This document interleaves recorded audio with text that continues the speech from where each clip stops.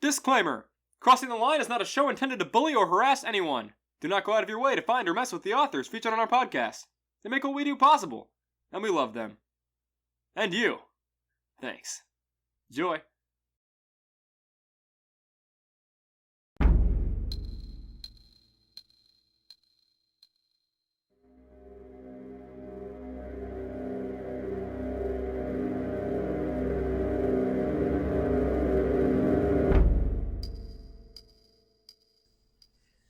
Do you guys want to hear the creepypasta that my brain thought of?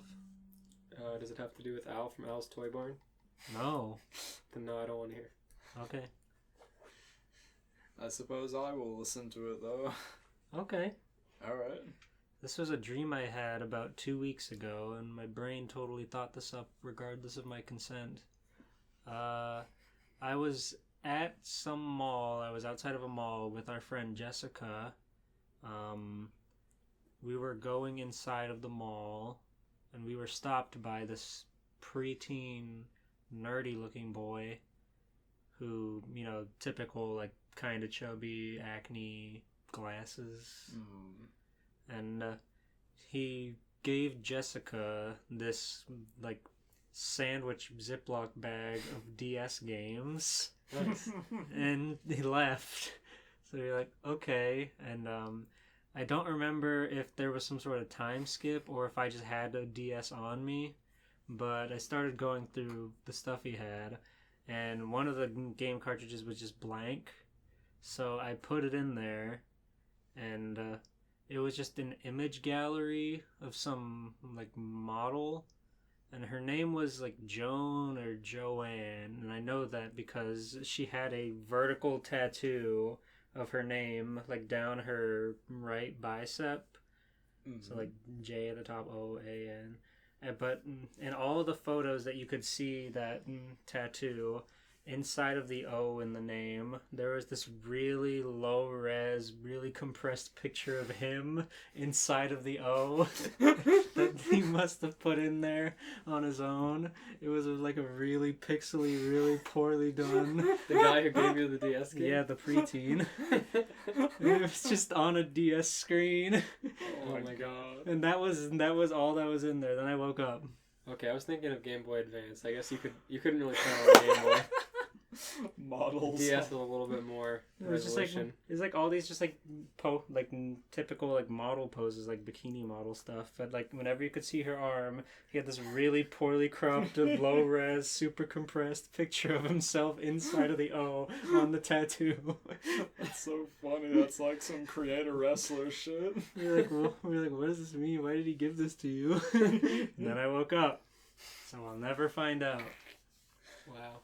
One day you'll meet the woman who has the man's head in the O. You'll meet a woman in real life who has the tattoo. You'll have to go, hey. So whose face is that in the O on your arm? No, because like they were from different angles, but no matter what, if the O was there, he put the same picture of himself inside the O. Yeah. So regardless of like what angle you're looking at it at, it was the same front-facing picture of him smiling. Oh god. Painting's eyes follow you. Welcome to Crossing the Line, a fan fiction podcast where we read, review, and critique fan fiction for your listening pleasure.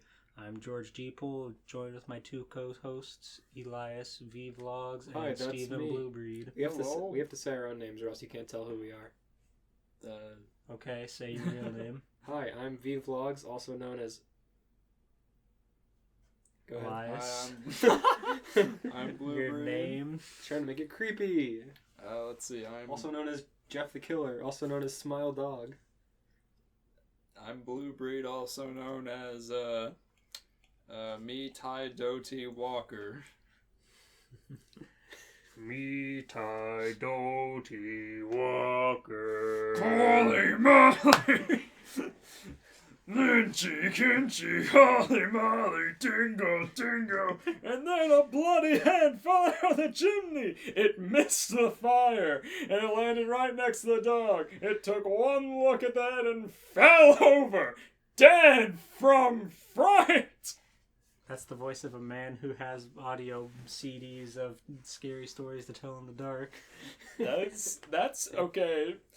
That story without the audio CD is like legitimately like dread-inducing, but then the way he reads it with so much gumption is what makes it so fucking funny. A bowl of blood. Some ketchup with warm water. That one's funny, no matter what. Just the fact that he fucking like chuckles like a fucking little child. A chicken bone. It's supposed to be a dude's nose. And these eyes. Just grapes with the skin peeled off. And his blood is still warm. A bowl of ketchup thinned with warm water. Gross. Your finger would smell so bad. I hate the smell of ketchup. That's just a mess. Ketchup and warm water. Everyone A in the dark bowl. putting their hands in the warm ketchup. The Corona ketchup. Gross. No party games this Halloween, but hey, we're coming at you with some creepypastas we found. Because it's the spooky season. Cue the spooky sound effects. Oh, I thought you were playing a banjo with your mouth. No, I was playing the Scary Godmother intro. Oh, I was going for goosebumps.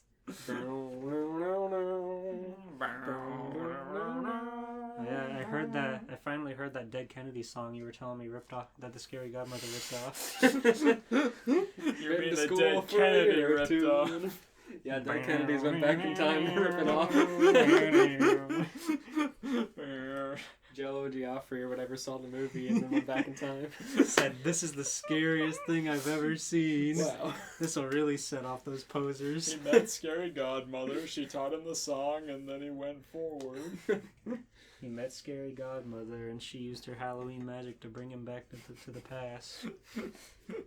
Scary gave him amnesia, so he didn't remember for quite a while. And then Harry and Jello both did the Cabbage Patch together. The real human model and this cheap CGI. Oh, joyous day. Someone died. Jello seems like he'd be up for it. What if we watched an episode of Jay Station and Harry was there? Meeting Harry at 3 a.m. Do not watch Scary Godmother on YouTube at 3 a.m. Ahmed Mo dresses up as Harry. But he wouldn't be doing the voice at all. Exactly. Dude, I'm gonna eat you, dude. It's like Give me your money, man. There's this one thing that we watch on Christmas, the Big Time Rush Christmas special, and I feel like every time we watch it, the audio or the video gets more compressed. That's after just years because of this. that's just because every video that comes out like in the year is higher quality. So by sheer perspective, it just looks worse and worse I guess that's true. because it stays the same 240p, but the other videos around it just get better. I was gonna say that the same was true for the Scary Godmother, but that's not true. That looks fine. Yeah, and also it's an animated movie anyway. It's a CG movie from like early CG. So sort of the CG gets worse as you have your expectations growing. Fair enough. Yeah. Every time I watch Scary Godmother, which I have watched it a lot, I notice something like different and weirder every year.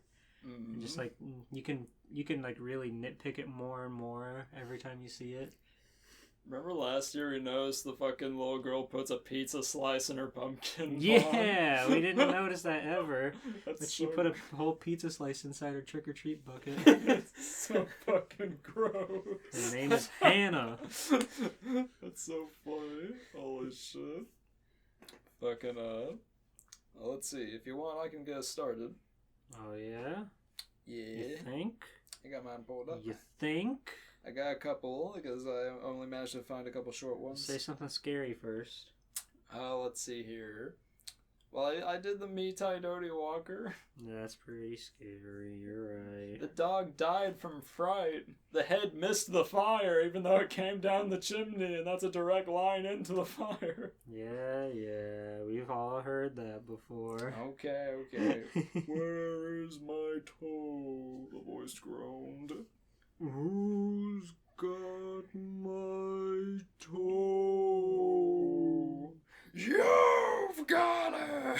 And the fireplace flared and flickered and snapped and popped.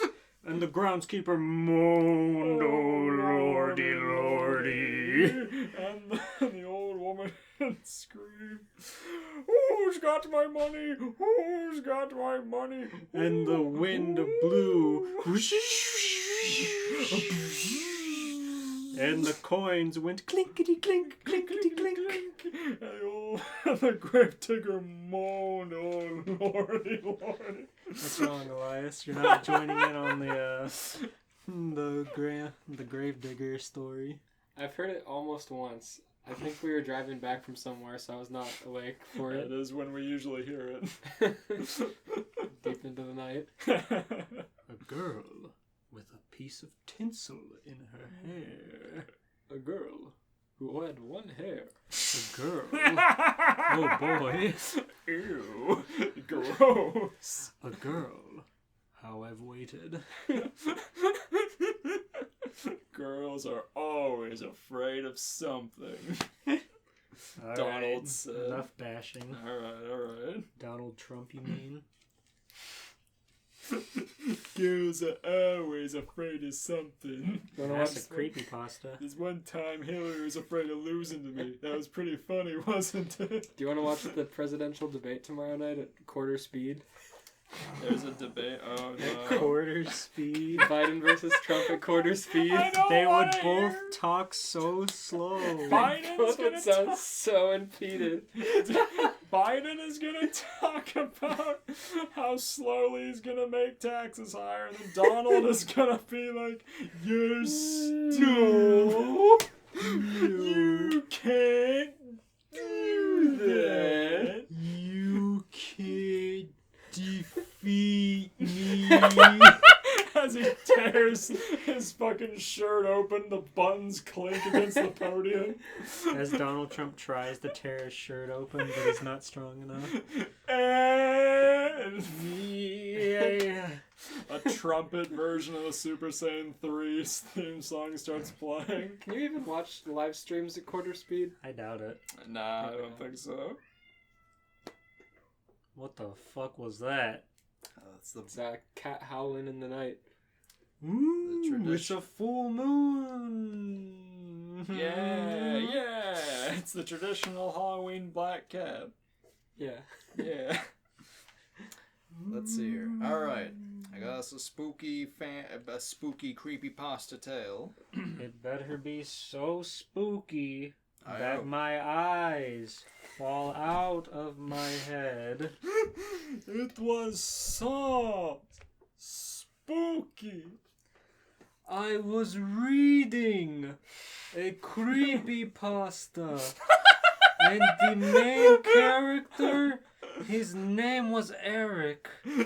That's my name. I related to the character. Eric Abramoff kills me so much. Spooky. Lights Hell are yeah. off. Lights out. Lights Alright. are off, the howls begin.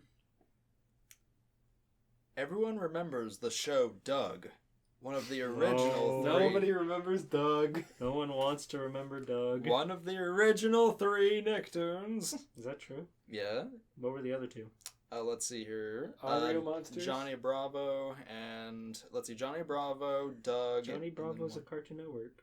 It's a Hanna-Barbera. Oh, that's right. Okay. Damn, what were the original Nicktoons? Was that Real Monsters one? That's Our just the Mon- earliest one I remember. RL Monsters was on Nickelodeon, but it wasn't one of the originals. Was that Klasky Supo's first Nicktoon? The first one they did. Oh God, Was it Rugrats?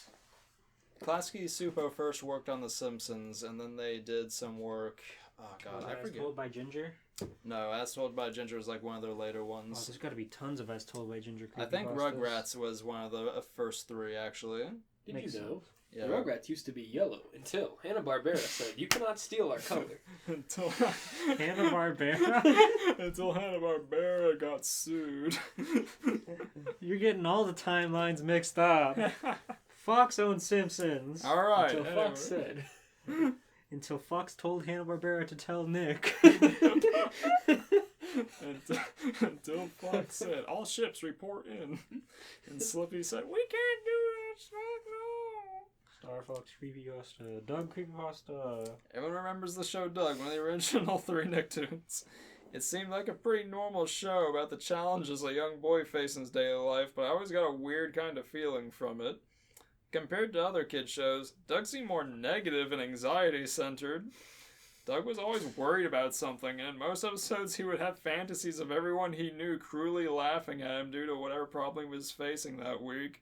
He is just kind of Chris Chan, if you think about it. I wouldn't go that far, but he is I like... would. He does make YouTube videos where he does blackface. He was like one of the few cartoon main characters who was like an actual introvert, which I like. You just let him get away with that? What What he said? What'd you say? I said, Leave it. You say the N-word. no! Okay. I said Doug did a Chris Chan YouTube gag. He said Doug did blackface on YouTube. Doug dressed up as Mr. Popo. Hey, Doc, why are you doing that? He put on blue face. It is funny how all the characters have cool colored skin. Yeah, that's Except something for Doug. Maybe I should reverse that. It's cool how some of the characters have funny skin. Mr. Dink. I was like that. It gave it its own like color, its own color, its own flavor, I guess. Yeah. Doug's just a cis white hetero milquetoast boring scumbag. Boring. White guilt. White guilt. Man. Fuck you, Doug. You'll never get Patty Mayonnaise. She's a beautiful trans lesbian goddess. Her later haircut is really good. I don't know. When Disney bought that show. Steven, I didn't like Doug, okay? I know, alright?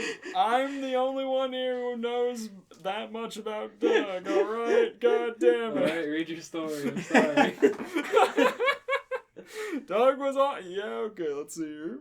Doug always came through in the end, though, and every episode ended with him writing in his journal about how he had overcome his blown out of proportion problem. Is that true? That Pretty sounds much. right. Yeah, that's pretty much it. That sounds like what Chris Chan would do. Yeah, his anxiety pretty much made every problem he had, like, way overblown. Okay. Let's see. In 2005, I began to have dreams about the show for no apparent reason. I cannot remember the details, but they made me want to see the show again. The show had not even been seen in reruns for years at that point. That's bullshit. I was watching reruns of that show on friggin' Nickelodeon until like 2007. Yeah. Maybe it was on Nick 2 or Teen Nick or whatever. I don't know. They didn't have that in their cable plan, because I sure didn't. Nicktoons. Fair enough, it has been a while. So I could not think of any way to see it again. To my surprise, however, it came back for 1 week in fall 2005, airing 6 a.m. on weekdays. What the hell? I watched it all. I watched it for all 5 days. Yo. Hell yeah. A Doug purist in the land before the internet. The first 4 episodes, the first 4 were episodes I remembered, but they did not sync up with my memories perfectly. It'd been a while, so I just chalked it up to flaws in my memories. The Friday episode, though, was something I was positive I had never seen before.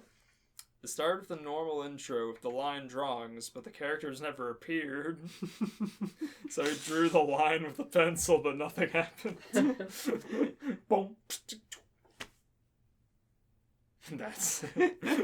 Yeah, no one's there to go, Dude, the chorus isn't even there. Just silent.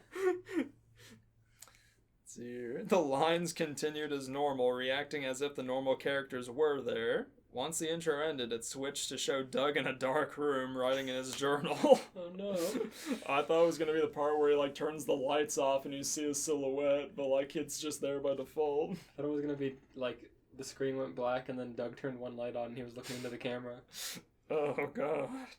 Let's see here. He was not narrating his writing like he usually did. He just silently wrote for about a minute. the screen faded out, and the usual episode title screen appeared. Yet, there was no skit this time. There were just giant letters forming the title Doug's Real Life. Oh no. Oh, shit. Doug in real life? Doug can't handle real life. That's why he writes in a journal. The life of an introvert, no. The episode opened with Doug eating breakfast. He was giving a voiceover about how there was a big test he had neglected studying for. Classic Doug. As his family was having a normal conversation, the screen started flashing. The flashes seemed to be showing something, but they did not last long enough for me to figure out what they were. Doug left his house and began walking to school. During his stroll, he had one of his fantasies about his life being ruined. Mrs. Wingo announced that Doug had flunked the test, and the entire class started laughing at him, with their heads swirling around Doug. This went on for longer than most fantasies, and the laughter sounded crueler than usual. Oh my god. Just laughing at him for an extended period of time. I like the authors just extending the current things about the show to make them more creepy. Yeah, honestly, he's got it down pat. You watched Doug. Mm-hmm. When Doug got to school, the screen flashed again. This time it stayed on the new image, or rather, the new animation style. The colors were darker, and many objects had changed color. It resembled a negative film. Doug was walking through the school hallway, which was full of kids who had never been seen on the show before. No one paid any attention to him. After Doug got to his desk, the animation switched back to normal. Suddenly, for no reason, the scene changed after school had ended. Doug was walking home, worrying to himself about the test. Upon reaching his house, his dog Porkchop greeted him. Doug began talking to him until the screen flashed. Porkchop turned into a hunk of rotting meat, No. and Doug's house became decrepit. No. He failed the test. Sorry, Doug, you failed. Our family is now decrepit. Oh, rats. Oh, jeez, Skeeter, they're gonna make my house substandard again. They're gonna kill my dog. I don't want to go back to the slums, Skeeter. Oh, jeez, dog, I can't hang out with a fucking boondock. Starts going out to hang out with the bully. Oh, no. Oh, not Roger. Roger. Hey, funny, I heard you got sent back to the boondocks. That sure sucks for you. Hey, funny, I heard you were immediately dropped into obscurity forever. Hey, funny, I heard you were dropped into lower middle class. You can't go to our school anymore. You know what's funny is that Roger actually does have a lot of money, so he would fucking, look down on him. Oh my god. That's how he affords his leather jacket payments. It's true, that's actually an arc of his where, his mother actually comes into money at some point in the season and they get rich. That show has ongoing plot? Oh yeah, the show actually has, some plot lines to it. Wow. I think that was when Disney bought it, when that actually happened, because, he went from wearing the jacket to wearing, a vest, but that may have just been, a costume for the scene or something. But, anyhow, back to the story. Doug went into his house and acted as if he was talking to someone that was completely deserted. Oh no. Oh, His God. life is ruined. Doug's real life. Study for your test, kids. Oh, shit. Oop. Sorry. Alright. After interacting with invisible people for a while, he sat down at an empty table. The screen flashed again, and Doug's family was there with him, eating dinner. The phone rang, and Doug's mom answered it. Doug instantly thought it was his teacher telling them about him flunking the test. Why would it be his mom? No, his mom's answering the phone. Yeah, it's Oh, his okay. teacher. I thought he answered the phone and his mom picked up even though she was at the table with him. It's oh, give me that, Doug. No. I hope the dog isn't still a hunk of meat. Me too. Well, they're He's out a of... pork chop. I think they're out of negative land for right now. Oh, okay. Doug had a fantasy about his parents yelling at him for failing. In it, they grew to be gigantic, and their faces became twisted and dark red. It doesn't sound like a fantasy. Yeah, it's like that game, like Dark Heart or whatever. The one that H.R. Giger did the art for. Oh, You know the one, the point and click? I know you know the one. I probably do, but I can't think of it. I think it's called Dark Heart. I'll look it up and keep reading about the funny man. The screen flashed back to the empty house. Doug was crying and apologizing, but there was no one else in the room. He went up to his bedroom, which was completely empty except for a book and a pencil. Doug picked up the book and started writing. He narrated this time. I can't tell which one is real. The end. No! And there's a video, too. A video? Where Yeah. did you find this? I'm on the actual, CreepyPasta wiki. It was Dark Seed, not Dark Heart. Dark Seed. Yeah, it's like a point and click game. Oh, okay. But you can go into, like, the evil dimension and it's all, like, H.R. Geiger art. Oh, wow. Oh, that's so cool. No, I don't know anything about this, but it's really cool. Oh, no, I've seen this guy. Yeah, I'm sure you've watched the PBG and Pushing Up Roses crossover Let's Play. I actually had to unsubscribe to Pushing Up Roses, this week because she made her, 4th Golden Girls video, and I was like, I'm sick of this shit. I don't know a thing about her, but I remember back in, I think that was as far back as high school. Well, Brutal Moose used to Watching. do a crossover with her. I don't know if maybe that's what you're thinking of. No, I specifically remember because PBG and her played Dark Heart together. She did a crossover with Brutal Moose when he did one of his experimental videos, right when he stopped doing the kids game ones years ago. Alright, I got one more. Damn, Steven. Well, they're both short. Damn. Damn, just. Alright. Damn. Damn! Speak of the devil. Before I start telling my story, let me introduce myself. My name is Dexter, and I'm currently playing football for the Coastal Carolina Chanticleers. Hi, Dexter. Hello, Dexter. Growing up, I was a huge fan of pro wrestling, and I was always begging my parents to let me stay up late to watch Monday Night Raw. Me too. Hell yeah. That's relatable. That man, Dexter's pretty cool. He's a football and he watches pro wrestling. Yeah. He plays football. He's a football. I chiseled it. Yes, I know wrestling is mostly fake, but I never really cared. I just wanted to see my favorite wrestler, Kane, chokeslam everyone from Stone Cold to Meat. I just want to see Kane. Meat? Yep, chokeslam everyone from Stone Cold to Meat. My favorite wrestler, Meat. Recently, with classes and football games, I've had trouble keeping up with both Raw and SmackDown. The other thing was that I only had a low to moderate amount of money, so I can only watch 2 or 3 pay-per-views per year. Aw. Sounds classic. Sounds like he needs to subscribe to the WWE Network for $9.99 a month. $9.99. I mean, that's probably less money or more money than. Yeah, weren't pay-per-views expensive? I never got them, but Pay-per-views are $50. yeah. Oh my god, Yeah. Or what? you can get a $10 a month subscription, and there's a pay-per-view every month. Yeah. Oh, I remember being over at a friend's house and we split the cost of it a long time ago, but I don't remember it being that much money. That's so much. Oh, yeah. It's crazy. It's how they got their money outside of ticket sales and ad revenue. Mm-hmm. Oof. Yeah, when you think about it, the network was a pretty good idea on their part, long-term wise. Mm-hmm. Let's see here, especially currently. I usually stick to watching my old WWF DVDs when I can, except for one. Last May, I was walking around the campus when I passed by a pro wrestling store. What? Pro wrestling store on the college campus? Yeah, around the campus. What the hell? Where's that? Well, it could be not on campus, but just in a store nearby. Mm. Not like the food court. That may have a restaurant in it. Shit, I want to go to that university that has pro wrestling merch. What would you learn?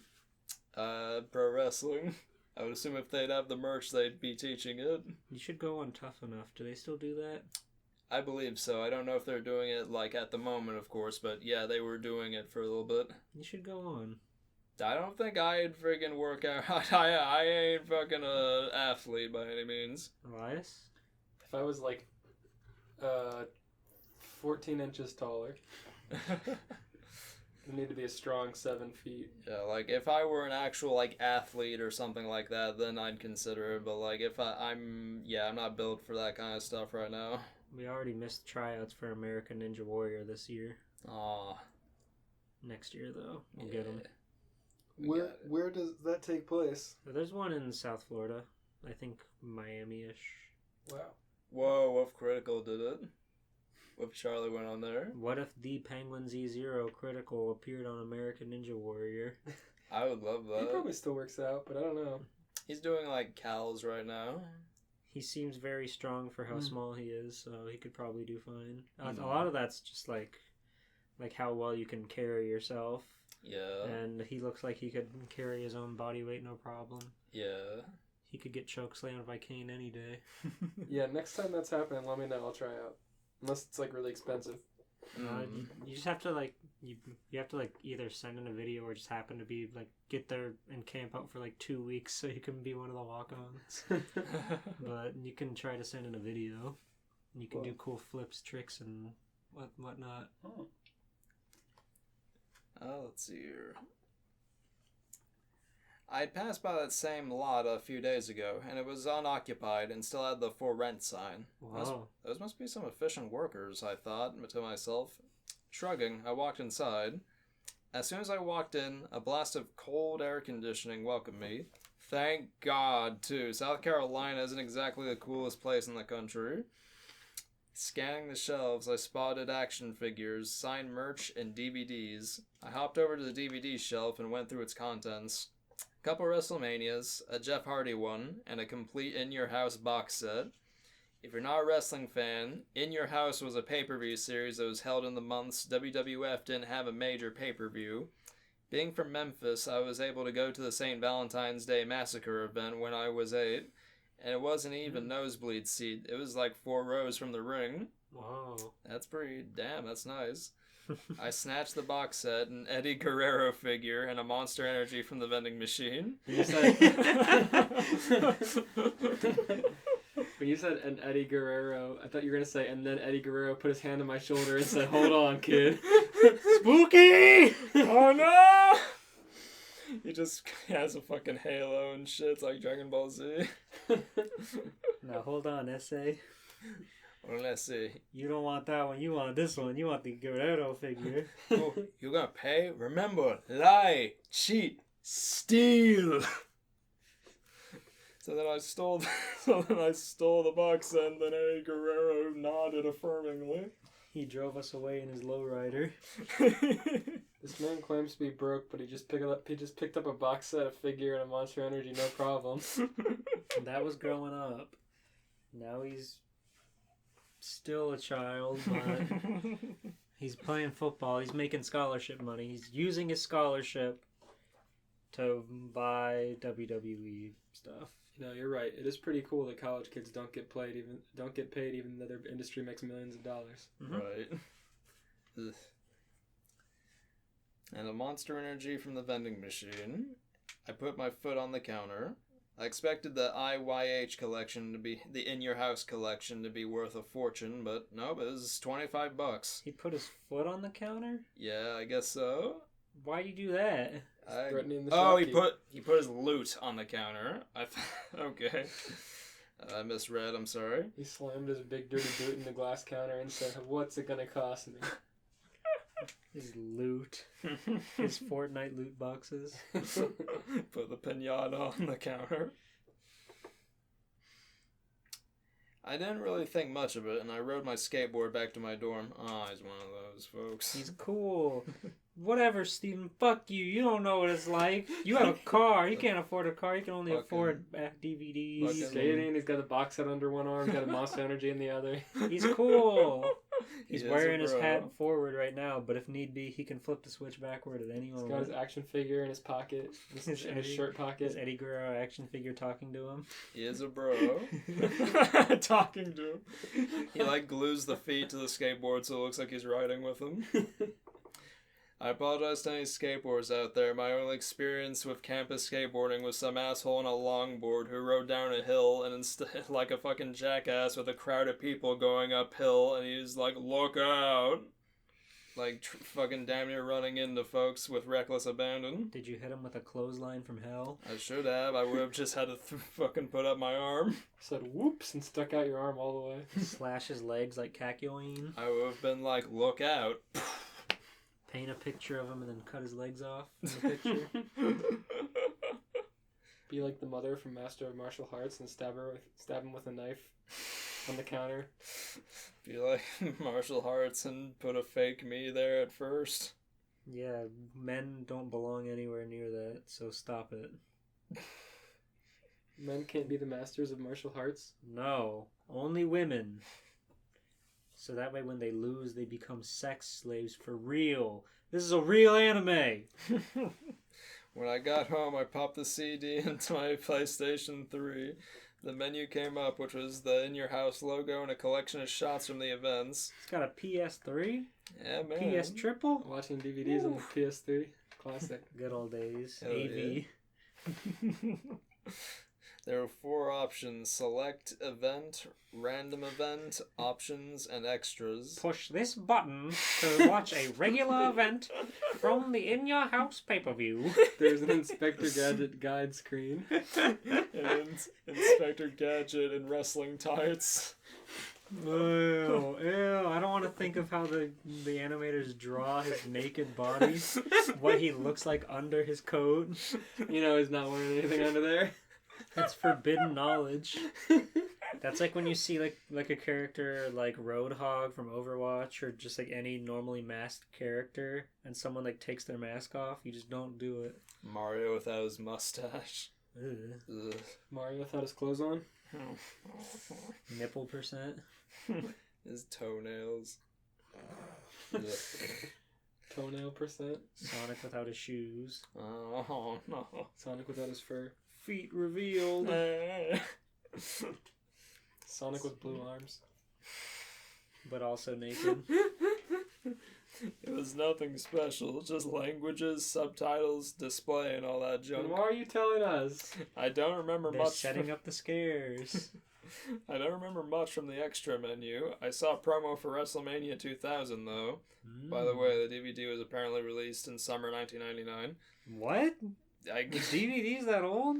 I guess so. Well, yeah, compact discs were out then, so I guess it makes sense. Yeah, Yeah. but like I don't know. like Spider-Man 2 was on VHS. Mhm. When how long did Well, DVDs come out? Well, DVDs and VHSs did like coexist for a while. I know they Yeah. did for a while, but I don't know. Weird. He has to be able to play it on his PS3 for the story. when did DVDs come out? 1997? Wow. Okay. What? Okay. Checks out. That's crazy. DVDs are a good medium. Holy shit. Damn, you're not a 90s kid if you don't remember DVDs.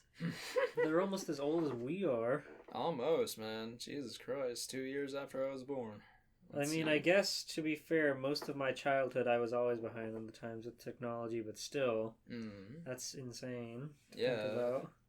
I thought for sure they were like a early 2000s at the very least. Damn near.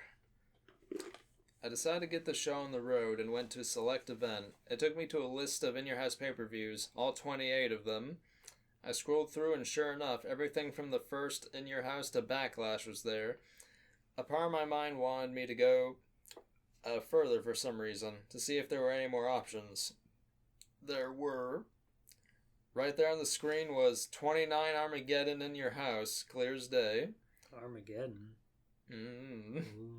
The title itself didn't really strike me as odd. There were In Your House events that later became yearly pay-per-views like Unforgiven. The first Armageddon was held in December 1999, but still, 29? As far as my extensive knowledge went, there were only 28 In Your House shows. Uh-oh. Oh no. My perfect Wikipedia mind. I'm still blown away by that. They still make DVDs and it's 2020.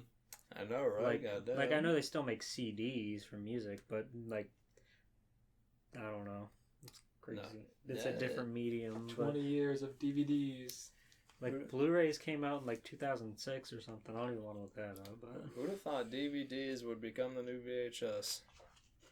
My god. Let's see here.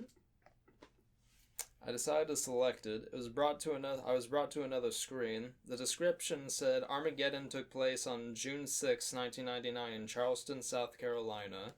I selected the match select option. There are only 2 matches. The first was a 20-man over the top rope battle royale, and the second was Kane versus Mankind in an Inferno match. Yo, Please name all 20 wrestlers. Please name all 20 wrestlers. Uh-oh. Saving the best for last, I chose the battle royale. Elias, can you name 20 wrestlers besides Kane and Mankind? Yes. Steamboat Ricky. The Big Show. Shawn Michaels. Eddie Guerrero. Rey Mysterio. The Undertaker. You can't go on until you finish. Kofi Kingston. You're right, My but mind has been polluted with so many of your make-a-creator wrestlers. I can't think of anyone else. Stand Backslide, King Louie, Super Steve, Super Cody, Snake Man, Dame Drops, Joey's World Tour, Choreo, Rich Alvarez. Millions of dollars. For context, Steven has WWE 16 on Xbox 360, and the only reason that's the best one is because the 360 lets you put in custom soundtracks, so when you create a character, you can give them any theme song you want, and it makes it so much better than any other create a character game. Oh god, it's true. It's like you do a Royal Rumble, and then you don't know who's coming in, and then all of a sudden you hear the Pee-wee's Herman theme song, and Pee-wee Herman runs down the what's it called? The ramp. And he gets in there and starts beating ass. Or when the Justice Friends theme song plays and the Infraggable Crunk uses his long gorilla arm to hurl himself into the ring. It's true. You should live stream that on Elias's Twitch one day. We should. The Rock, Hulk Hogan, That's it. Macho Man, Good. Bret Hart, Halfway Edge. there. 9 more. I used to watch wrestling, but it's literally been like 15 years. No, I feel. Think Superstars, the game. Right. The Andre the Giant. There we go. I guess we did kind of name most of the cast of Superstars, didn't we? I'm sure I can picture a lot of them. Like, what's the I can picture a lot of them, but I can't remember all their names. Mm. It's hard to remember a bunch of specific names. Do you give up? How many do I have? 12. Yes. Close enough. Don't worry, he's gonna write down 20 names in this CreepyPasta, I'm sure. Saving the best for last, I chose the Battle Royale. Billy Gunn won. If you're one of the few, who cares? Well, that was anticlimactic. Billy Gunn won. Give it up for Billy Gunn. I thought you said Billy Gunn 1, and then you're gonna say 2 and 3 and 4. Billy Gunn 1, 2. Billy Gunn won. Dude Love 2. Billy Gunn used the fame asser on 20 people and won. I forgot about Gold Dust. He always makes me laugh. There we go, 13. John Cena. There we go, 14. Who else is important? None of the female ones. Holy shit. That was an old They don't- time. That was 15 years Do they- ago. They still have. What's the one girl's name? Like Akira or something?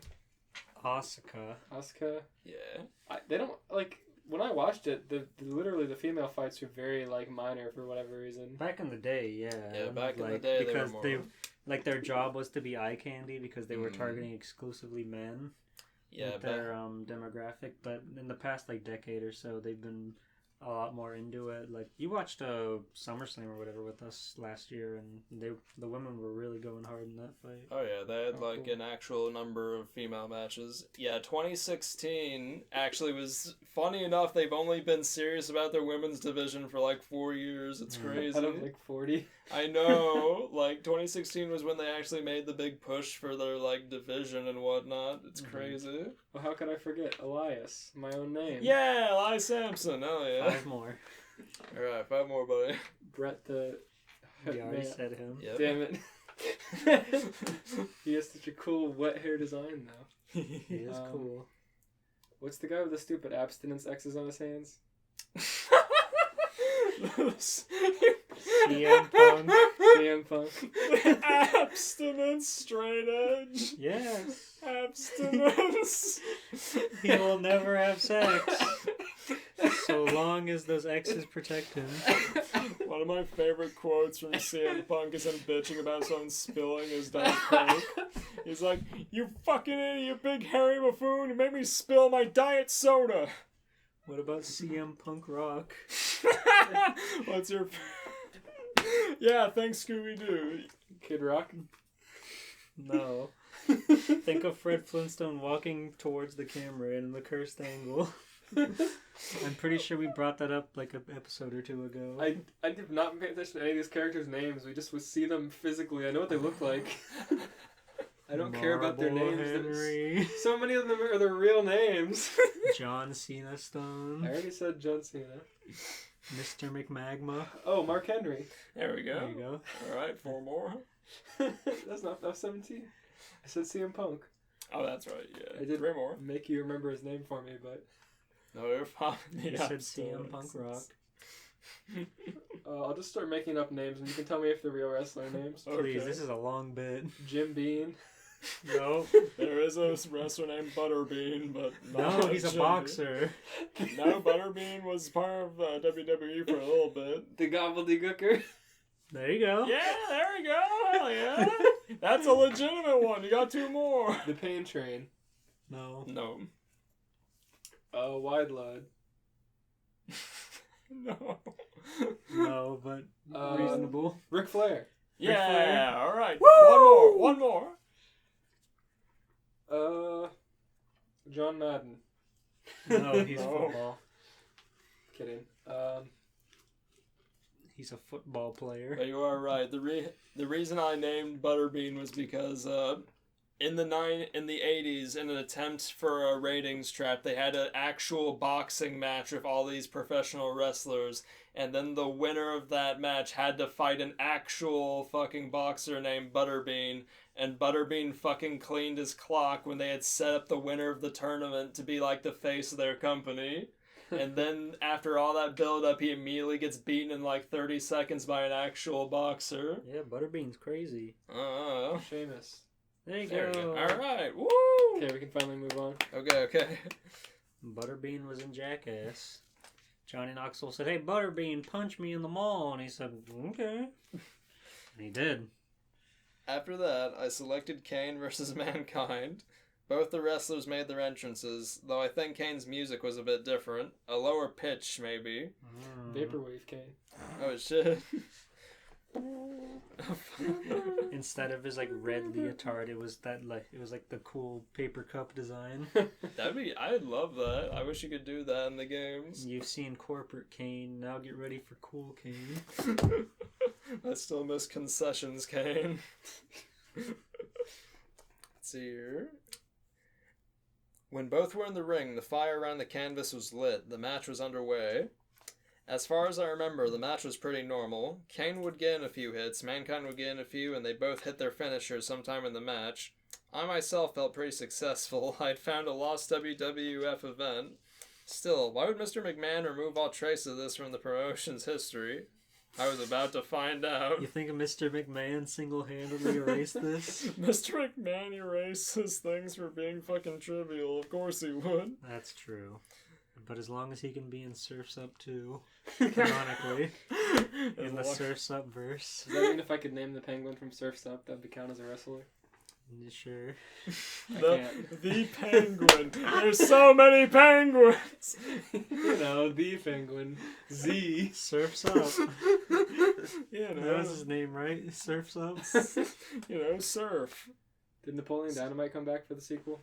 John Heater. I don't know. I haven't watched it. I've been saving it for us to watch as a group. You think that sequel is canon? Oh, it is canon. Yeah, It is, Surf's it's Up actually- 2. God damn it! I answered my own question. Mania. I didn't want the answer. Me and George were talking about how funny it is that, like, they didn't even make it a spin-off. They made it the actual sequel featuring these wrestlers. Yeah, it could have just been Surf's Up Wave Mania, but it's Surf's Up 2 Wave Mania. I don't like a lot of things about the Surf's Up, but I do like some of the things they do with, like, the footage of the surfers' past. It's all, like, grainy surf-style footage. It's really authentic to, like, how the surf videos were actually filmed. I think that's pretty cool. But, like, the plot with the slow, like, oh, I don't want to surf anymore. I'm like, fuck, man, I don't want to hear that. I haven't seen the movie, I wouldn't know. I remember liking it because it was one of the few kids movies that was actually like framed in a similar light as like an actual sports event, like leading up to a sporting event, and then in the sporting event itself, which wasn't like common. I don't think there's really any animated movies that really do that. It kind of give me a Rocket Power vibe, but not annoying. But now that there are real WWE superstars in it, I'm much more inclined to watch. Tone is gonna get way less serious way quick. I want to see The Undertaker come out from behind a wave and fucking tombstone someone with his little flippers. Can't do that to somebody on a surfboard. Sure you can. This is Wave Mania. Anything goes. Undertaker Yeah, just rises on the way. like any semblance of core rules of reality that Surf's Up 1 may have had are thrown out the window so they can have funny wrestler gags. And that includes the charm. Damn. I don't know. We'll see. I may love it like I ended up loving the Scooby-Doo ones. Who knows? Let's see here. That's more so on the Scooby-Doo ones having actual writers. Actual writers and just, I don't know, just... I keep saying we gotta watch Frank and Creepy sometime. You're not wrong, we do. What is Frank and Creepy? It's just another Scooby-Doo movie, but it's really enjoyable. Like all things considered. It's spooky, Mom. We'll get to it for sure. It's just a fun, like, well done movie for this decade Scooby-Doo, which I didn't think would happen, but they've been stepping up their game. Let's see here. I hope you'll make a YouTube video where you put together the entire Scooby-Doo timeline. No. I hope you make a YouTube video where you splice all the movies together and make an illegal upload. I'll make a YouTube video where I splice Scooby-Doo and Cyberchase from PS1 footage and say I have the world record. Whoa. Whoa. The community will get mad at you and you'll be like, I don't care. I got the world record, man. It's Scooby-Doo and Cyberchase on PS1. Who are you to get mad at me for this? Someone insult will make a video that gets 2 million views saying that you were the world record holder canonically. Scooby-Doo Cyber Chase non-TAS run. He did the frame skip jump that went from level 1 to level 9. Scooby Snack Percent. He did the jump cut glitch.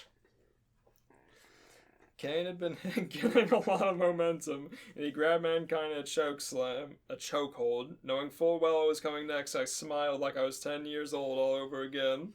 The big red monster lifted Mankind up and tossed him into the flames. Yeah! The bell rang, signaling Kane had won the match.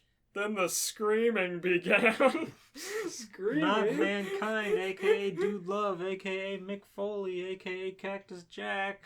Horrible, agonizing, ear-raping screaming that can only be described as a banshee's wail in reverse. Damn. The camera Damn, panned son. over to Mankind, and what I saw was terrifying. I was thinking of Cactus Jack. I was trying to think of his name with the flannel.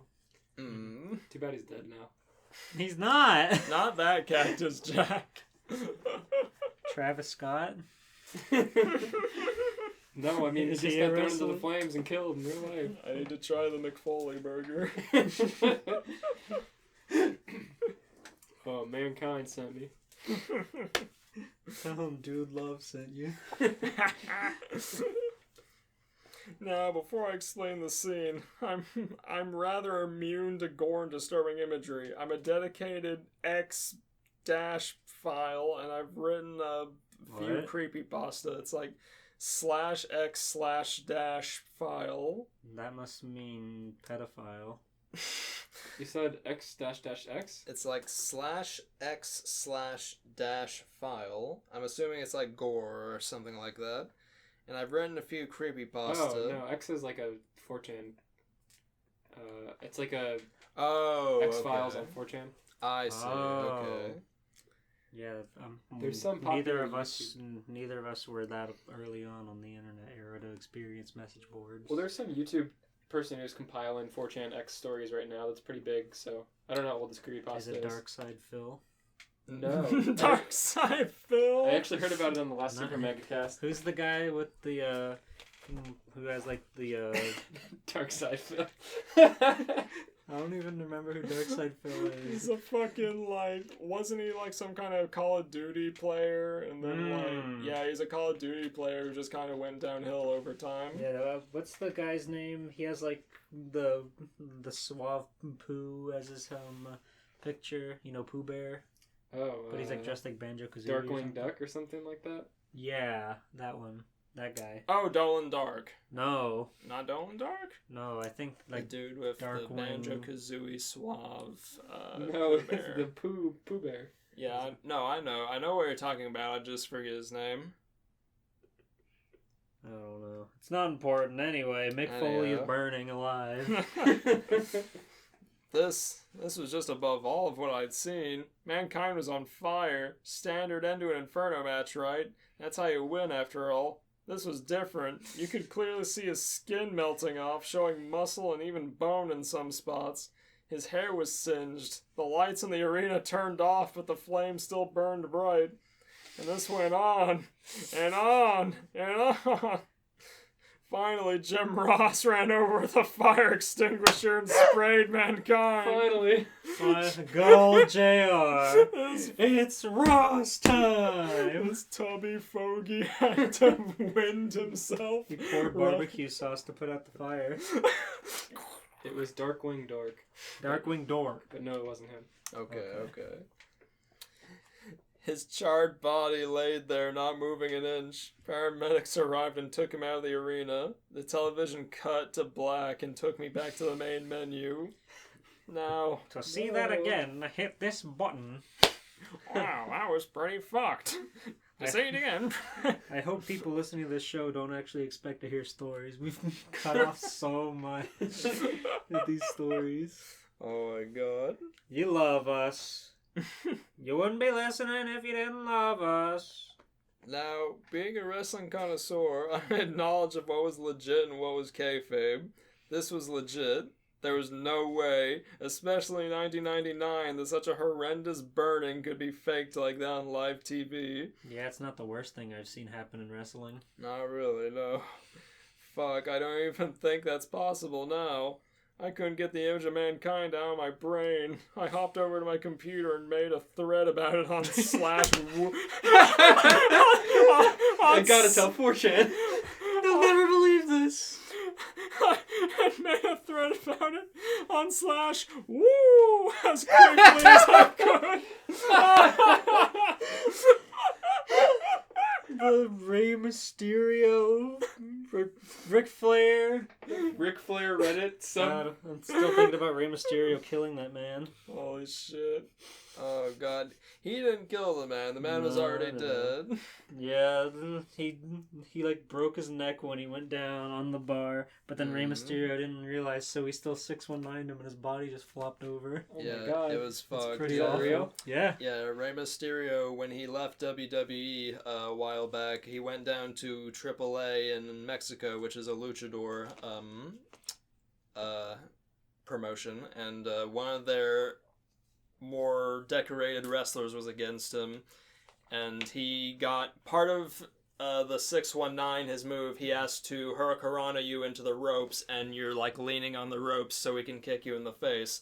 But when he did that, the man landed wrong and didn't catch himself, so he essentially snapped his neck against the rope because they're fucking strung super tight.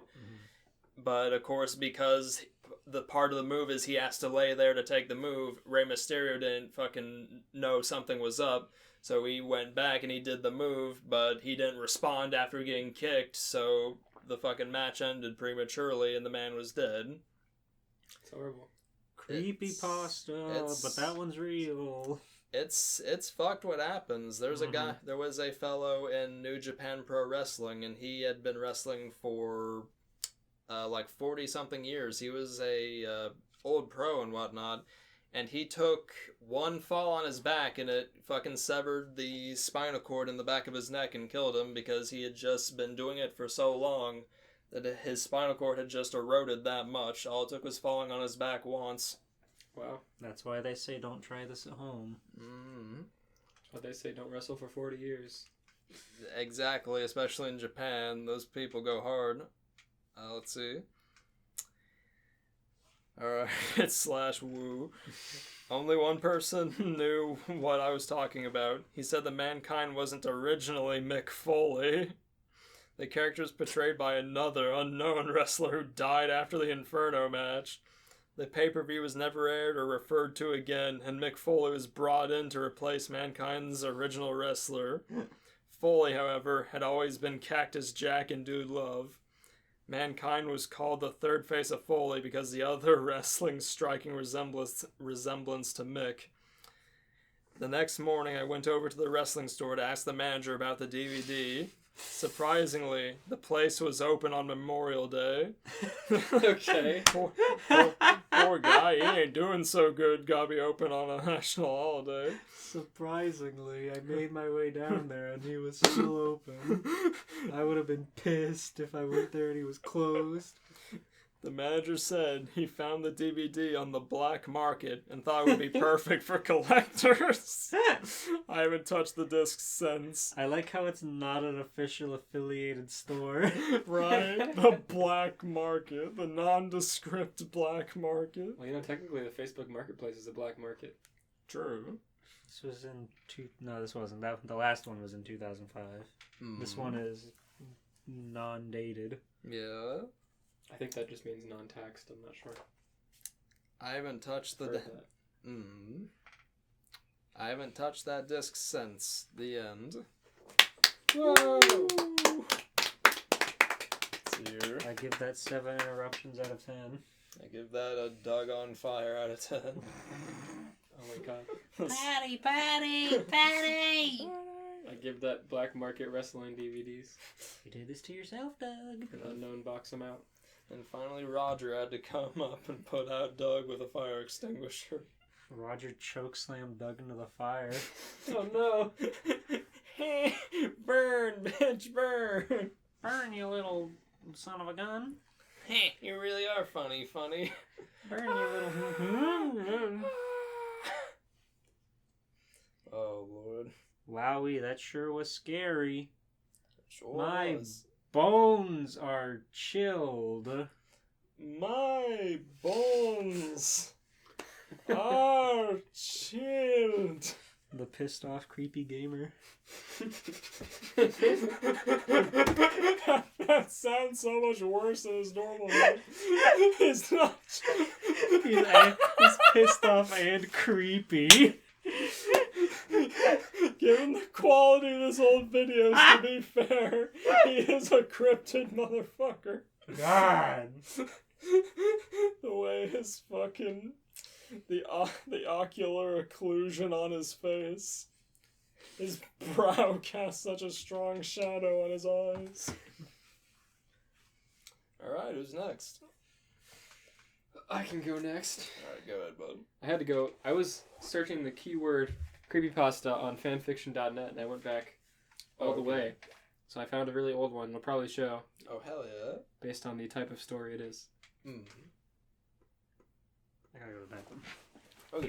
We can cut back in there, no problem. Yeah. Say something funny. Oi. Hi. All I can think of is Doug Funny. Right then, fucking pissed off angry gamer, Eric Abramoff. What if, this is a completely convoluted concept, but what if, Rob Walker filed the paperwork on Doug's behalf to legally change his name to Doug Funny and change his last name. After bitching for so many years about how people made fun of his name and called Could him never Doug let it Funny. go. Right? He's like, fine! It's my name now! Fuck you! Fine, you think it's so funny. Now it's my name, Doug Funny. It's not so funny now! Ah! Fuck you! Ah! Oh god, are you excited to watch Mysterious Mr. Editor's review of Quest for Camelot? I was gonna bring that up actually. I saw that notification. Yeah. Oh lord. He was like incognito for a little while there. Yeah, some fucking dumb drama happened. Really baseless shit. You give one Teenage Mutant Ninja Turtle a bad review. Pretty much. Oh lord. He did shit on Nicktoons a lot. He did. He's definitely expressed a lot of regret in that series. He said, that's the last time I do anything like that. Oh, goodness. I mean, what do you expect? A lot of people grow up with those shows. If you're gonna have negative opinions on them, people are probably gonna respond poorly, but you know, Yeah. that's what you got yourself into, so Yeah, you would take it in think. stride. Yeah, exactly. You would think if he would commit to something like that, he'd know that. Yep. Meh. But hey, at least we can play as Hiei and Jump Force now. Whoa! Whoa. Still making crap for that crap. Yep, there's still most of a friggin' pack to go. Oh, wait until the Ultimate Edition is $10 and buy that. Did you know that the white in Hiei's hair isn't a highlight, but is in fact white? Yeah. Because they were too lazy to just make a highlight render. It's pretty cool. They can't afford shadows. He also looks like he has acne like every other character in that game. Of course, he has to be hyper-realistic They for some have to reason.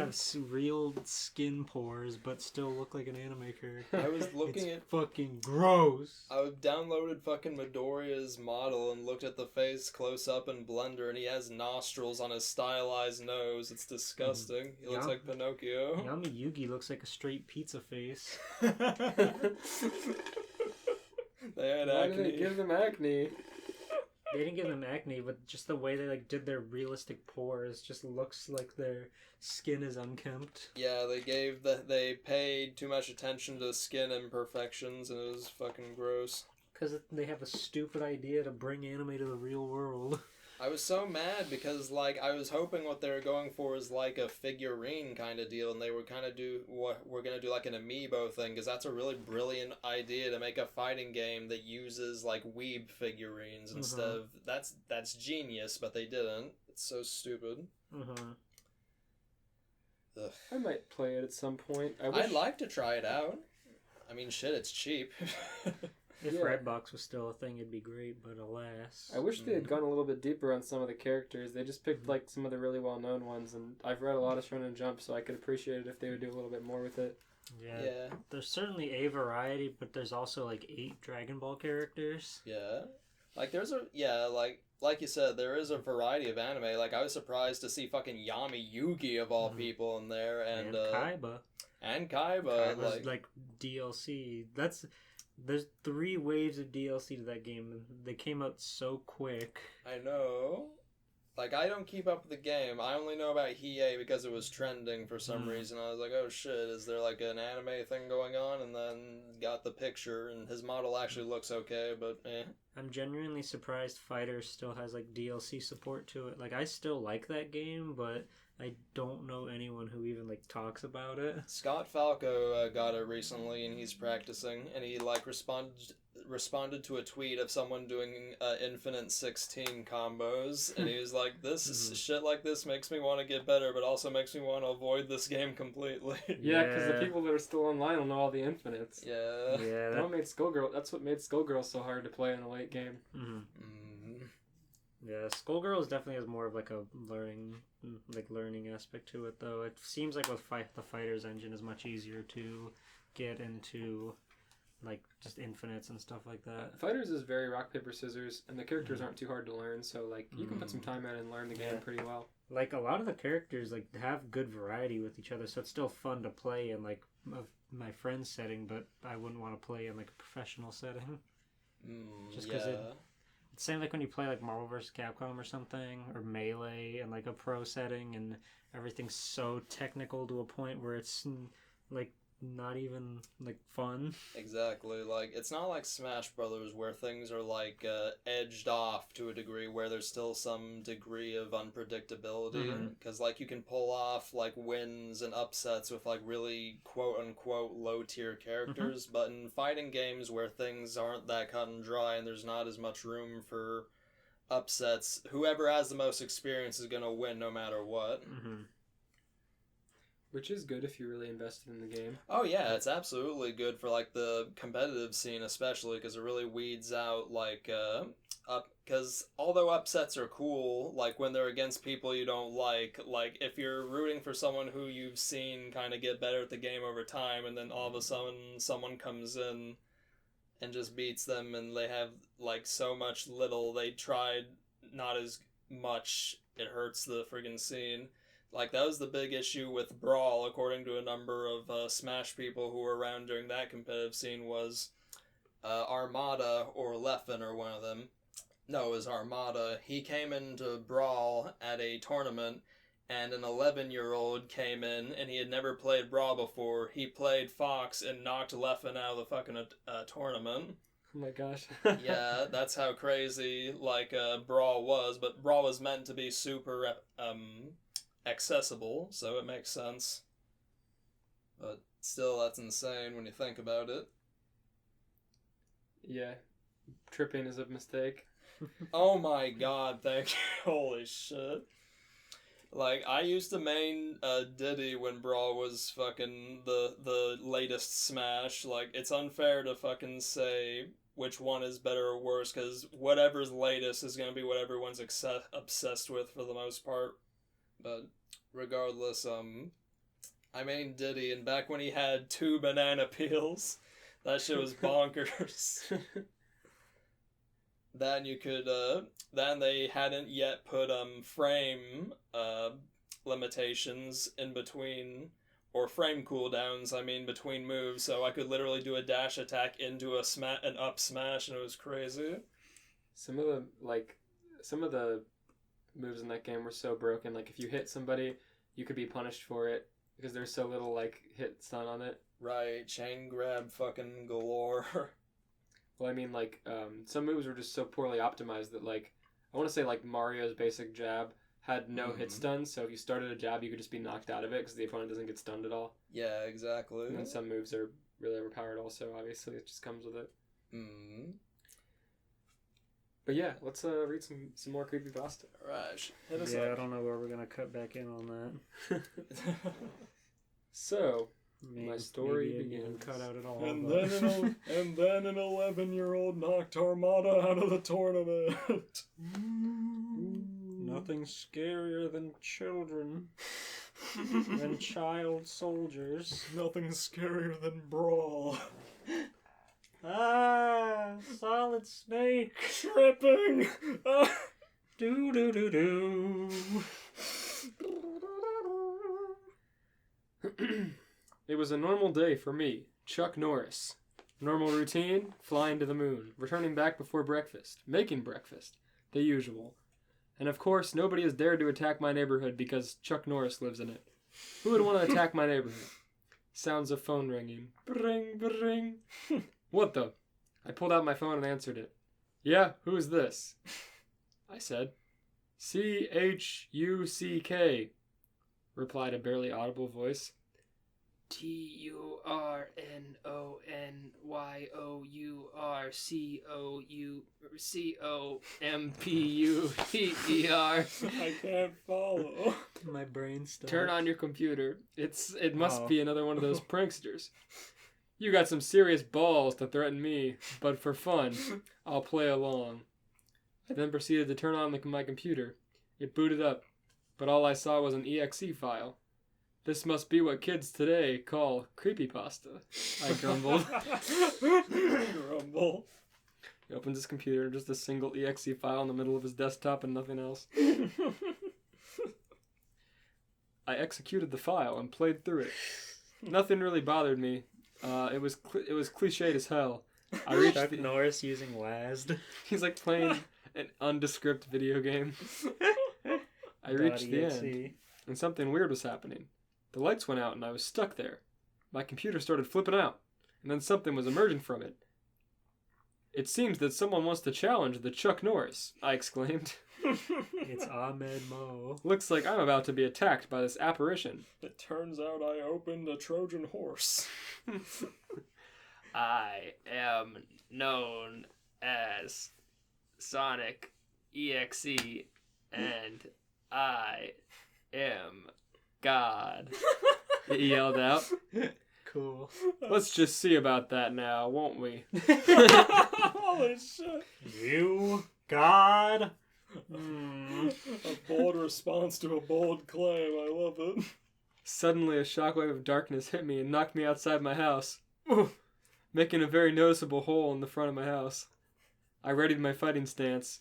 It flew out and busted house, then landed in front of me. You will join the others that have foolishly played my game, it said. I looked around, seeing people running away from my house, and then I dusted myself off. I haven't fought in a long time. You might kill me easily. You saw our excuse for nightmare fuel? I taunted. It then grabbed me and threw me into the sky. I regained my balance and then rocketed into the ground like a meteor.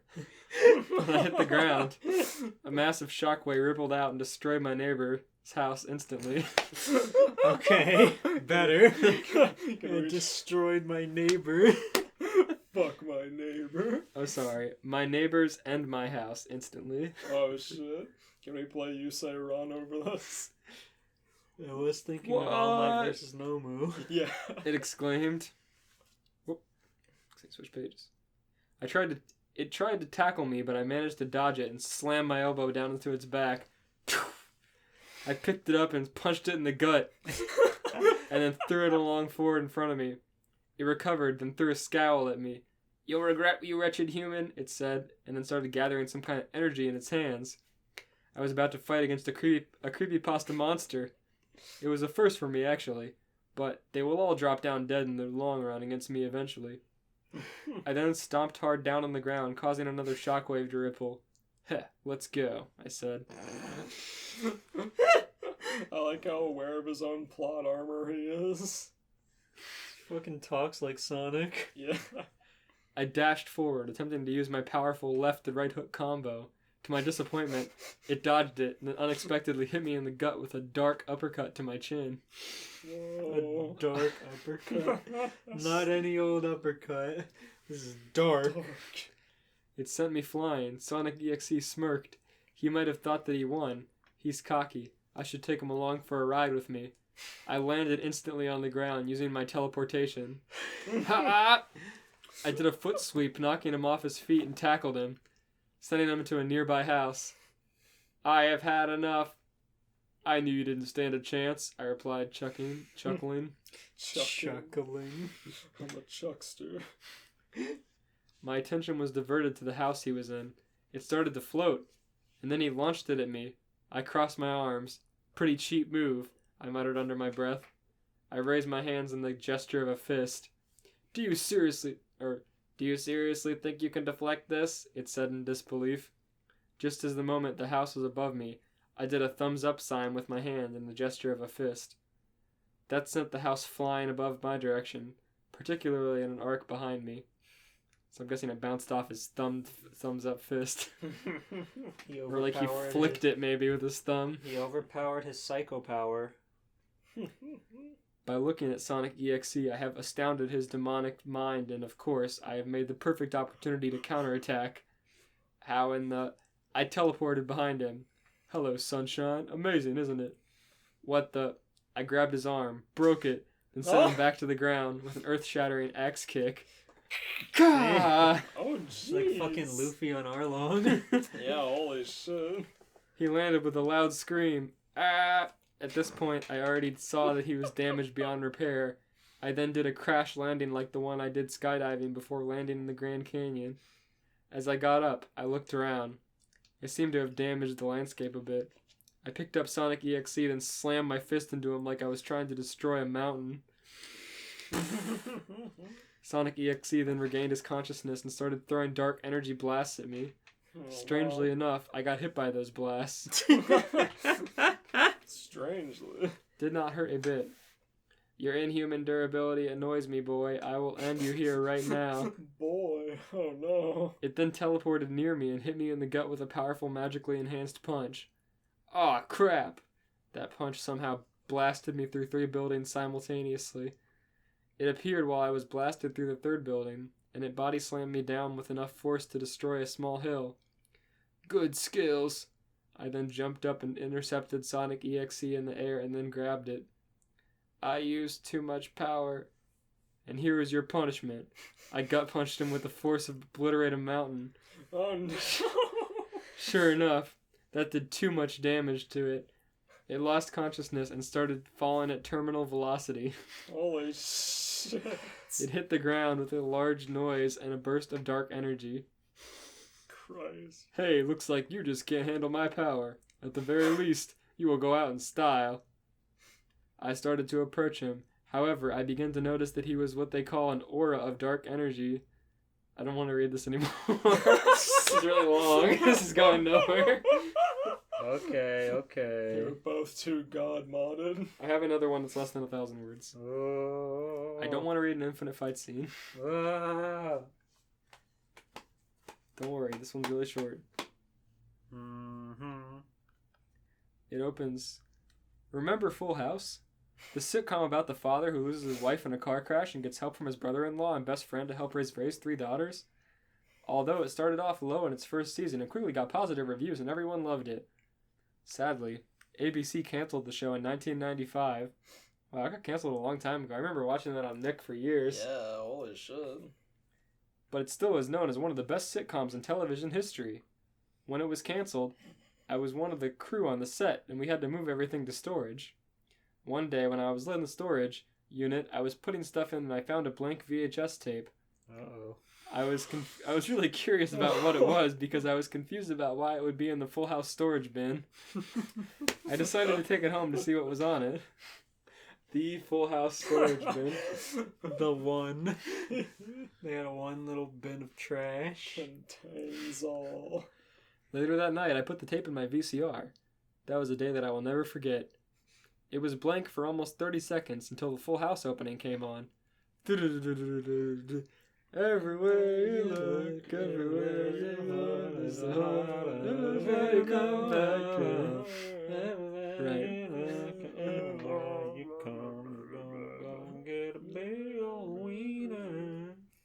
I thought to myself, sweet, an episode of Full House. No one's ever thought that. Sweet. You worked on the show. Why do you care? Why are you not sick of it by now? Sweet Full House. What I did you hope expect? that was on the, What did in you the expect in the Full Full House House story? bin. Yes. Sweet. Another episode. Another episode that I worked on. As the intro, this is going to invalidate the whole story. He worked on the show. As the intro went through, it went black right when it started to show the cast. I was confused of why it stopped, but 10 seconds later the intro came on again, starting all the way back from the beginning. I thought it was strange because there was no way the tape could have rewind because I never hit the rewind button, and I never heard the tape rewinding in the VCR. But I shrugged it off and continued watching. When the intro ended, the episode started. It showed Danny Tanner and Rebecca hosting Wake Up San Francisco. Danny introduced himself and then Rebecca started talking about a story. Suddenly, Danny covers Rebecca's mouth and slits her throat with a knife. What the fuck? Oh no. As Rebecca falls to the ground, Danny looks into the camera and says, "You'll pay for this, San Francisco." The What screen the then went fuck? to black and I heard the sound of people screaming as if they were being murdered. San Francisco killed her sister. Oh my god, that is so abrupt. Was that the end? No. Oh. It could be, but no. No, it's the end. It came back up with Danny walking into the house. Jesse, Joey, DJ, Stephanie, and Michelle are all sitting on the couch giving him an angry face. Jesse points to the TV showing that Danny killing Rebecca has spread on the news. He's like, Danny, want to explain this? Danny! Danny, you want to tell me why you just slit my wife's throat on TV? Get your ass down here right now! You are grounded! Danny, can you come? Jesse could downstairs? easily overpower Danny. Oh, absolutely. Which one's Danny?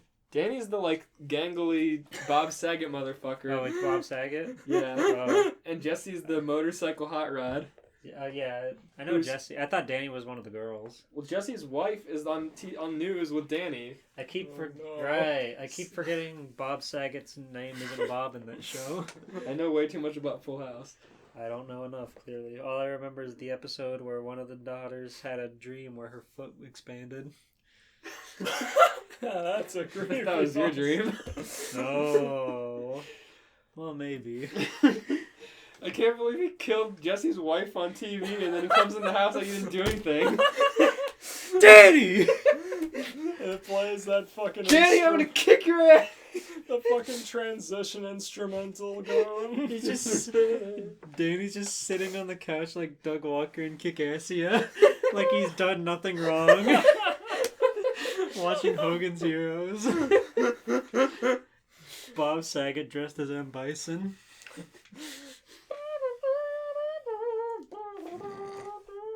Bob Saget is Bison Saget is really So funny. Jesse doesn't say anything. He just looks at Bob and points at the screen. His mind is broken. He's like, what is this? His mind is blank. He's just pointing. Aw. We've learned a lot about mind breaks tonight. He lost his loved one. Because of San Francisco. Jesse points to the TV showing that Danny killed Rebecca, spread all over the news. The newsman shows a picture of Danny and says it was all his fault, but they don't know where he is. Stephanie asks Danny why he did it, tears all over her face. Danny says that Rebecca was a horrible person and a bitch and that she deserved to die. A bitch. A horrible person and a bitch, and she deserves to die. Well, you can't argue with facts. Joey then says that Joey's the cool one with the little puppets. He's the goofy one. I know Joey. I know Dave Coulier. Joey says that he's leaving and taking Jesse and the kids with him. Jesse is now no longer capable of human thought. Just he's fucking brain dead. Danny says it's too late and walks over to them and kills them with a knife off screen. It's too late. Everyone's cries can be heard following by the blood spattering all over the floor, and then the screen went to black. The screen then came back up to Danny in the kitchen cleaning blood off his shirt with water. He is a clean freak, that's a character trait. No soap, just water. He's just got the garden hose in there spraying. Oh my god. The next scene, Kimmy suddenly comes in and confronts Danny with tears on her face. Wait, which one's Kimmy? Kimmy's the one that Danny hates. She's like the annoying neighbor bitch girl that walks in on them all the time. Oh, the one that likes Jesse. Oh, Danny is gonna fucking kill her.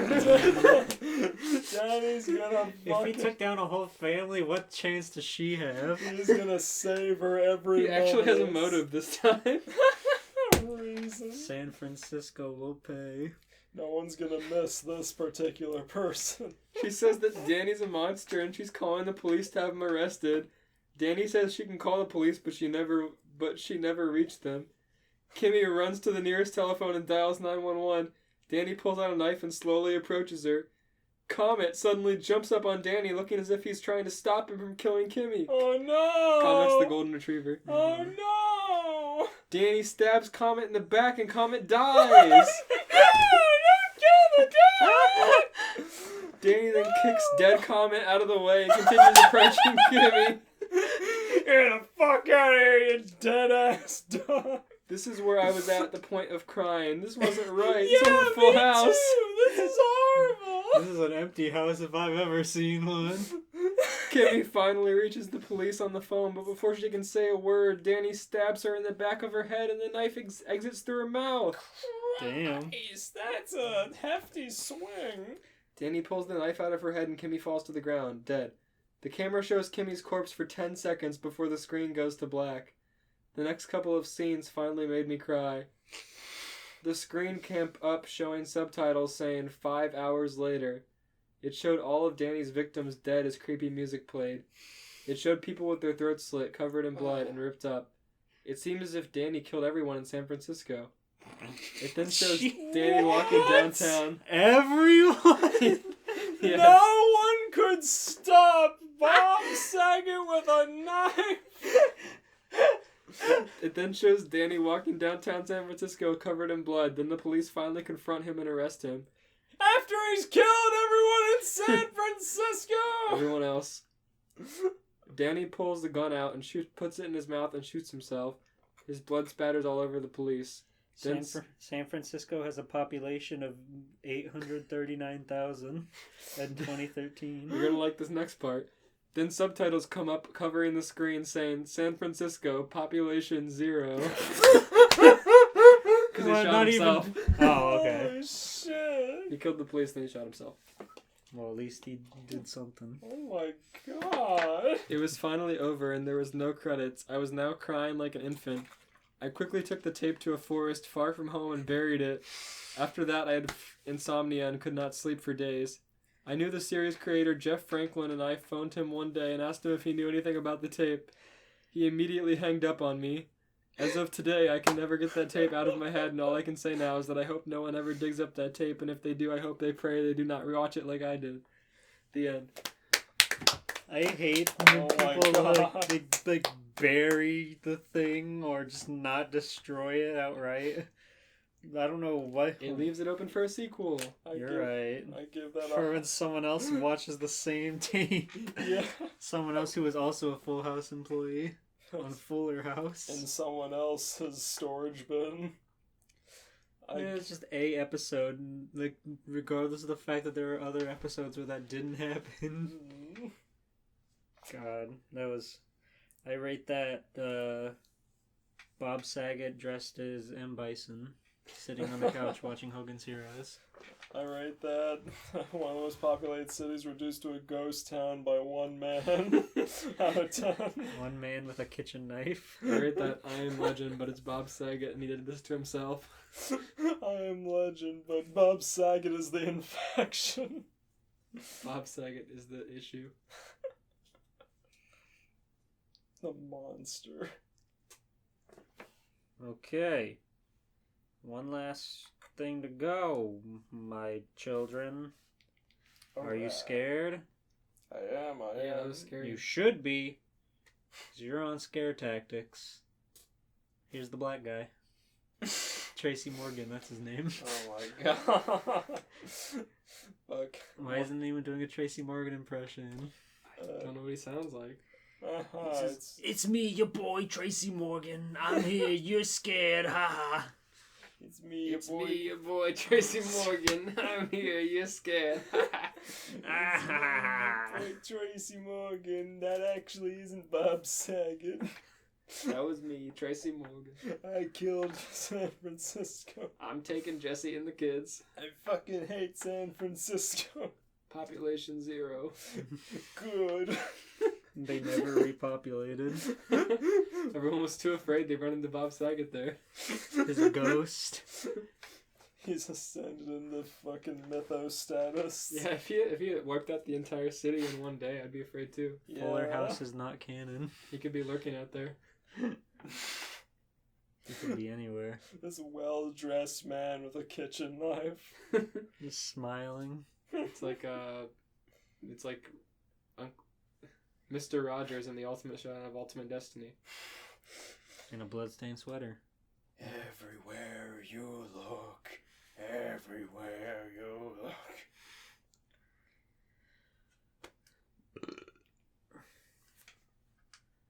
Okay, guys, I'm seriously terrified right now. I just went through the most scariest thing I ever went through. Because of this, I will never play Donkey Kong 64 again. Donkey Kong 64 is really, really weird, bro. They got all these different colored bananas, but only certain monkeys can get them. It's really scary, guys. The estimated completion time on how long to beat this.com is 500 hours, guys. How is that possible? It's a Donkey Kong game. I fucking hate Donkey Kong now. They said hell in the song, guys. I'm scared of hell. Dude, this is a kid's game. Okay. Okay. Nintendo. One day, I was feeling very nostalgic and wanted to play some Nintendo 64 games. But I sold most of my games long ago. I was thinking about maybe going to eBay, but you never know what you get on there. Instead, I went to a local tag sale to try to find some games. Then I saw it. A worn, blank yellow cartridge with DK64 crudely scribbled on the part of the cartridge where the sticker should be. I don't want to do that voice anymore. It's hurting my A throat. combination of Eric Abramov and Ahmed Mo. Donkey Kong 64 was one of my favorite games for the Nintendo 64. I asked the jittery old man who was running the tag sale how much it was. No, please, I don't want it. Just take it for free, he said in a scary The tone. game is so bad. No, please, I'll do anything. Just take it away. They have red bananas in that game. Now, Harry, you're gonna sit here and beat Donkey Kong 64 by next Halloween. No, please. Scary Godmother, this is the worst punishment you could ever give me. And I painted the clouds in the sky. How do you unlock the other Kongs? Where is Chunky Kong? He's my favorite. Why is my health bar watermelons? That doesn't make any sense. Why do the Kongs keep drinking potions? Why do my Kongs keep drinking beer? They can't walk straight. Why do I keep drinking beer? Lanky Kong is fucking scary. You're turning him into Eric Abramov. Stop! This is Donkey Shit 64 Shit Kong 64. on the Shit 64. On the Shit 64. The reason I call it Donkey Shit 64 is because just look at the fucking game. Google Nintendo Shit Cube. Okay. Alright. Yes, he said in a scary tone. I didn't know what he was talking about. Donkey Kong 64 is a really good game. But then again, he was pretty old and probably didn't like video games anyway. I took the game and drove back home to my house. When I put the game in the Nintendo and switched the power switch on, the screen flickered for a little bit. Just a minor glitch, I thought. It was a used game after all. I don't like rap, so I instinctively pressed the button to skip the DK rap when the DK rap started up. I listened to everything but country and rap, and that song is both. What's up? You having fun? You scared? Are you scared yet? You should be. You're on scare tactics. Okay, however, in its place was death metal. I don't know what song it was because I only heard a little bit, and I don't listen to death metal. I was frightened, but I wanted to go back to listen to it again. I reset the Nintendo 64 and waited for the DK rap. But when it started, there was no death metal. It was only the rap that it usually is. Must have been my imagination, I thought.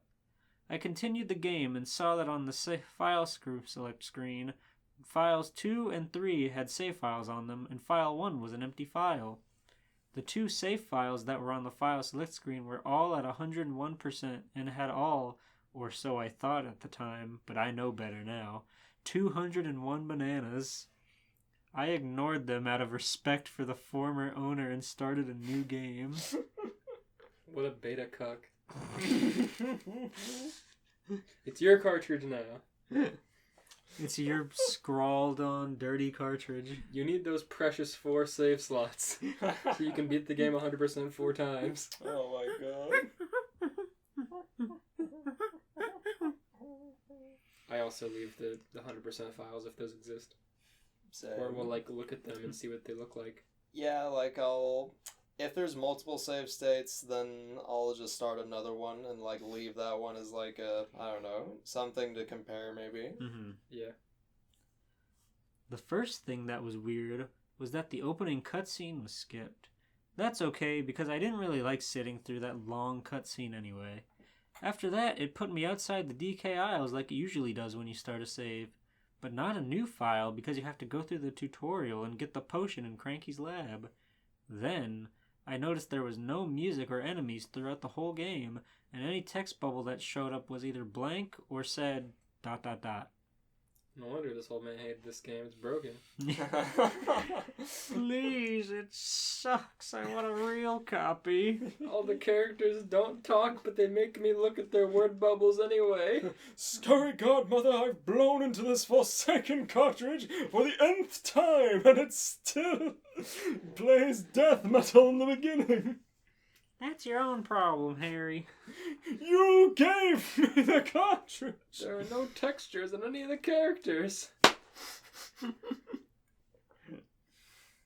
Oh my god. I played for a little while, but the lack of music and enemies was creeping me out, even though I knew, or thought I knew, that it was just another glitch. Yeah, why play the game if there's nothing to actively do? Yeah. True. I wanted to fight K. Rool, but I didn't want to complete the whole game just to fight him. I just wanted to fight him for fun, so I started up Save File 3 that was at 101%. The first thing I noticed was that the sky was blood red with swirling black clouds.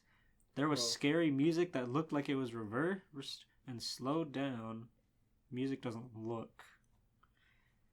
The bird that always flies down to you and tells you stuff throughout the game flew down to me and told me, "Cranky wants to see you." So I went and saw Cranky. Hopefully that would fix all the scary things that was happening in the game. Cranky wants to see you. He says his real name. Cranky, please. He says, Elias. Donkey Kong! Elias! What are you doing on my save state? You didn't earn this 101%. I will I now know. delete this file. I will now delete you. You are now in the game. Then a crinkled 64-bit chimp hand reaches out of the TV screen and chokes you like Bart Simpson. Voiced by Gilbert Gottfried. Bit crushed Gilbert Gottfried. Midi Godfrey. Let's see. I just wanted this to be over. I wanted so much to get rid of the cartridge once and for all, but I kept playing. I was shaking as I walked into Cranky's lab. I watched in horror as Cranky's face twisted before my very eyes, and he had black holes for eyes that was bleeding hyper-realistic blood. No. He said, "Find the 202nd banana, or I will make you suffer my fate." Turn the game off, turn the game off. He forced me out of the lab. And then I saw that DK's fur was bloodstained with impossibly realistic blood, and his eyes were black holes like Cranky's. There were enemies all over the place now, and they were all covered in blood. Impossibly realistic on these 64-bit polygons. Yeah, I like the thought of Donkey Kong's model shaking as he starts to walk towards Cranky's lab. Out of fear for his elder. I like the thought of, like, this blood rendered in, like, a fucking 4K engine running inside this stylistically, this, like, thematically incorrect. Real liquid physics on these polygons. Yeah. I was so scared, but I needed to keep playing for some reason. I went to fight K. Rool. Maybe he had the 202nd banana. But the weird part was that there was only DK. Even though I had every banana, the other Kongs were missing from the tag barrel. So I jumped down to K. Rool's lair to fight him. I fought him as DK first, and when I beat him, it was supposed to go to Diddy, but it didn't. It just froze. I had to reset the game. When I did, I found myself in a secret room that I hadn't seen before. There was a golden banana floating above me. Whoa. It must be the 202nd banana. but it was just out of reach from my highest jumps. There was no way out of the room, so I had to reset the system again. When it did, it cut to a black screen with a deep, distorted voice said, You have failed. Now you will slur my failure. Then it froze again. I reset the console again, but nothing happened. I turned the system off and on, and it still didn't work. Now I will brick your 64. I blew in the cartridge, and it still didn't work. So I took it outside and burned it in a fire pit. But I still have nightmares almost every night about the 202nd banana. I can see it, but I can never get to it. It's not worth it, man. I am so scared because even though I destroyed the cartridge, I'm scared that I will one day suffer Cranky's fate. Oh no. I like sex and I was tripping on LSD. Ooh. At the end. That's the end. I thought for a minute he was going to say he burned it, but it was still intact. Like the haunted mask. Right? Oh, You have failed. That was a good story. that was I was waiting for the black eyes with the red blood. the hyper-realistic blood. God, when I found that one, I thought it was just gonna be a ripoff of that one they made up on CreepyPasta. I'm glad it wasn't. That one's so funny. Textureless K. Rool ripping Donkey Kong to shreds. They have a photo of a real dead monkey as the game over screen with a tie photoshopped on him. Oh my Oh. god. What a spooky session we had here, eh, boys? Indeed, I am scared. I'm glad I got to read the Full House one. That made me laugh. Yeah. Yeah, we had some bangers, I won't lie. On this CreepyPasta episode 3, the season of the Twitch stream. There we There we go. go, I pulled it in. You got it. Yeah. Episode 3, the season of the Twitch. The twitch.tv/vvlogs. Gotta bring the Xbox so we can do the full WWE 17 roster. Hell yeah. Okay, I guess that's it for this episode. Thanks everybody for listening in. We love doing the creepypasta, so I'm sure we'll get around to more of them in the future. As for next time, it's gonna be our actual Halloween episode. We've been trying to make the whole month of October as spooky as possible. So as per usual, we're gonna be writing our own fanfic stories to try to make each other laugh, squee, and maybe even pee. So look forward to that 2 weeks from today. It's gonna be great. Anybody have any lasting notes? Anything to say appropriately? This Halloween, even though maybe you aren't going to be able to go to strangers' doorsteps, you should still celebrate and have a good time. Well said. This is a little bit early, but yeah, It's okay. still plenty of month left. Yeah. Celebrate all month. Have a socially distant Halloween party. Yeah, stand 6 feet apart and throw candy into each other's mouths in a circle. There we go. Not the hard candy though, you'll hurt yourself. Where? Play 7 minutes in heaven, but socially distant. 7 minutes in 2 closets across the house. Socially distance Bob for an apple. Try to catch an apple in your mouth from 6 feet away. Throw have to 3 apples into your mom's pool and then try to bob for them. You have to set up all different buckets for everyone. I hate bobbing for apples. You always get water in your nose, but I do it every time. It always looks so sad when we bob for apples because we have to like get on all fours and like hunch over, and then when we pull our faces up, we're like wet in the face. We look like we're fucking paupers drinking out of a barrel. Inevitably get a big gush of water down your clothes. Exactly. Yeah, I remember our friend Camille dropped their phone out of their shirt pocket Oh no. in the apple bucket. Good thing phones are waterproof now. Yeah. Yeah. Silent but true. I'm sure that You probably couldn't like leave them in the washing machine, but No. Like most that are like waterproof have like a time limit or a depth that they can go under. So I guess it depends. yeah. I guess after years and years of people losing their phone in the water, they're like, all right, we gotta do something about this. Right, like fucking, well, what do you know? These like $100 things that are so easy to break, maybe we should make them not so easy to break. They say they do kid tests with phones where they make kids throw them up in the air and see if they break. I don't believe that. I don't know. Yeah, what happens if the kid throws it straight up in the air and clocks himself? I can believe the military drop test for like cases and shit like that, but like I don't believe they make kids fucking throw them in the air. Well, I just don't believe they actually throw phones and see if they don't break, because if I don't have a case on my phone, it will crack. Yeah.